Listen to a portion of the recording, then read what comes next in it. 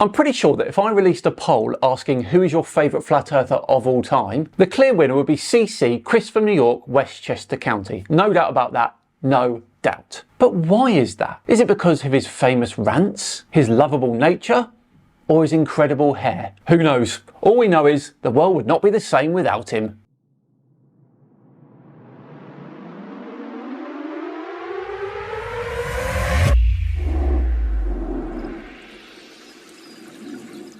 Hello all and welcome along to another video with me, Simon Dan. Thanks very much for joining me. Okay, on with today's video in the incredulous CC. He is once again in his work van on a break and chatting about the globe Earth as usual. Here we go. I see they're still talking about the ball. This impossible imagination of Walt Disney and all the scientists and everybody that wants you to think that you're insignificant, that you live on some, spinning wet thing in space and stars and all this other nonsense. When you know deep down none of that's true.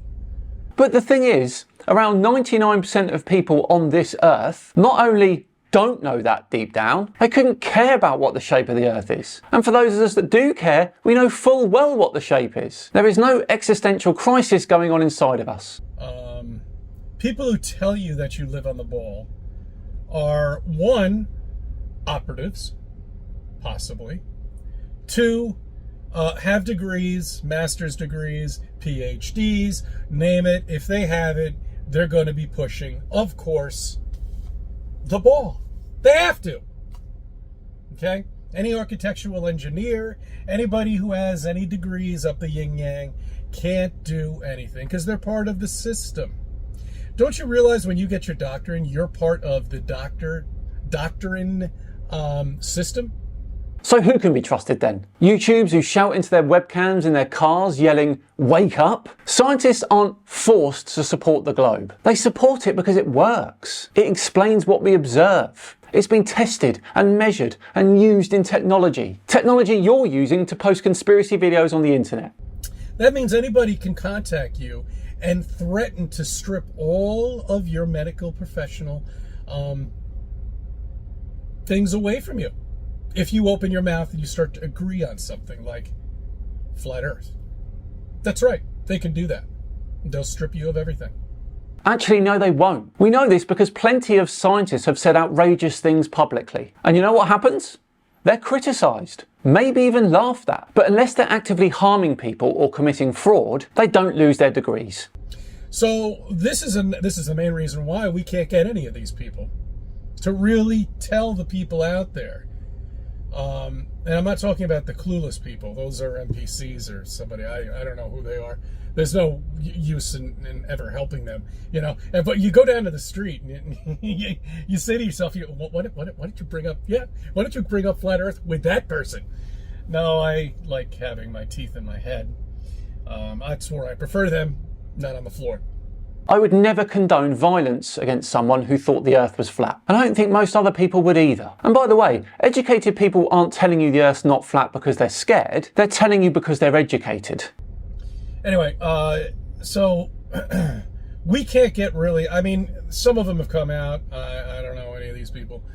Some of them have called the bigger channels and went on there. Great, good, nice. And it helps. But it would be good if we could get somebody who's currently in the system, who's currently practicing, who's currently doing this, and explain to the other people from this person who has all these degrees up the yin-yang and everybody looks up to him about flat Earth, that this is what we live on, a flat land. We don't live on a spinning wet ball. It's impossible. The physics don't work out. The irony of someone who thinks we live on a disk, with the sun and the moon flying above it, and doesn't believe in gravity, saying that physics doesn't work, is not lost on me. But besides that, I can hear a twinge of desperation from CC here. He's practically begging for someone respected, a doctor, an engineer, an astronaut, anyone, to jump ship and say it's flat. The desperation is real here. You're telling me you can shoot a rocket off into space from Earth to Mars at the velocity that we're moving at and the velocity that Mars is moving at, and pinpoint accuracy right on a crater, you're delusional if you believe that. You are absolutely delusional. Yes, we can do that, because motion is relative, and physics isn't afraid of a little complexity. It's called orbital mechanics, and it's a real thing. It's how we've landed multiple rovers on Mars, how we slingshot spacecraft around planets, and how we send probes to the outer solar system that arrive years later on schedule. CC goes off on a tangent telling us how we've all been indoctrinated since birth before getting back on topic. Who's pushing the ball, and who knows what we live on? The real people. Us. Flat earthers. Okay? There's no debating it. There's absolutely no debating it. It's ridiculous. These people who believe in the ball think that you can see light from trillions and trillions of miles away. When you can't even see a flashlight less than 2 blocks away, it disappears into the atmosphere. And that's how the sun goes away. Ah yes, because obviously a 2-pound torch and a fusion-powered stellar furnace are comparable light sources, aren't they, CC? This argument confuses brightness with luminosity and distance with visibility. It's a child's logic applied to cosmic phenomena. So your atmosphere is amazing. It really is. It's 90% water. No, it's around 0.5% water vapour, but close. You know what happens to a light? When you go away in atmosphere, it disappears. Okay? That's why you can't see China. You can't see Spain. You can't see all these different countries. You can't see Mount Everest. Okay? It's the atmosphere. Chris, if the Earth were flat, you'd expect to see vast distances across it, given enough elevation. But we don't. Not from plains, not from mountains, and not even from low Earth orbit, where you still see the curvature of the Earth, but not the full planet. All right, but you sure as hell can see the sun, because the sun punches through it and it disappears. The sun isn't going anywhere. It's disappearing away from you. That's your perspective. Just like in the hallway in Shining. Remember the movie Shining? Yeah. That was, I mean, please, right there. All right. I mean, the director of that is literally helped Flat Earth. But the hallway, when you see the hallway come, train tracks, when they come together like that, they don't really come together. That's just your perspective of seeing things. And that's how the sun disappears from you. If that were the case, you would see a dramatic decrease in angular size as it sets. But we do not see that. We don't see any decrease in angular size. That tells me you're wrong about that. Do a simple experiment on your kitchen counter. You know? I mean, these people that push the ball know it's flat. They know we live on a flat Earth. Else they would be doing experiments, real experiments, real-time experiments. What, you mean like a worldwide communal Eratosthenes experiment? Something like that? Not debating numbers and nonsense and that they've been regurgitating all of their lives. That's not a true person, okay? That's not a true person. That's acting. It's a show. They're getting probably paid for doing that. And they have to do it. All right? And that's just how it is. Why? Because CC says so, that's why. He tangents again at this point, having a rant about politics before getting onto the universe itself. Well, actually, you know what? Let's just consider the universe is flat, okay?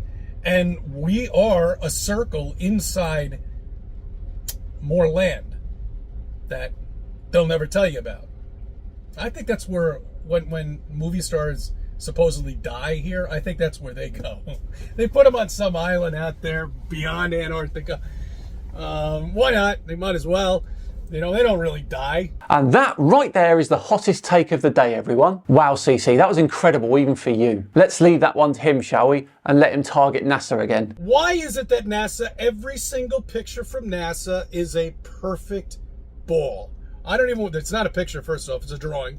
But anyway, it's a perfect ball. It looks like a perfect ball, yes, but it's not. It's slightly wider around the equator than it is at the poles, around a 40-kilometre difference. There's no way that our eyes can pick that negligible amount up and see it looking like anything other than a perfect sphere. They don't even take into account that if this ridiculous ball was billions of years old that they claim, which is, we're not that old, probably, I don't even want to even suspect how old we are, but it doesn't matter. It's not billions of years. 20,000, 40,000, 50, who knows? Who knows? Who knows how many civilizations have been before us? Because we know there's plenty of them. Go to Greece. Go to Cyprus. Go into the ocean down there. There's a whole city down there that's been covered with water.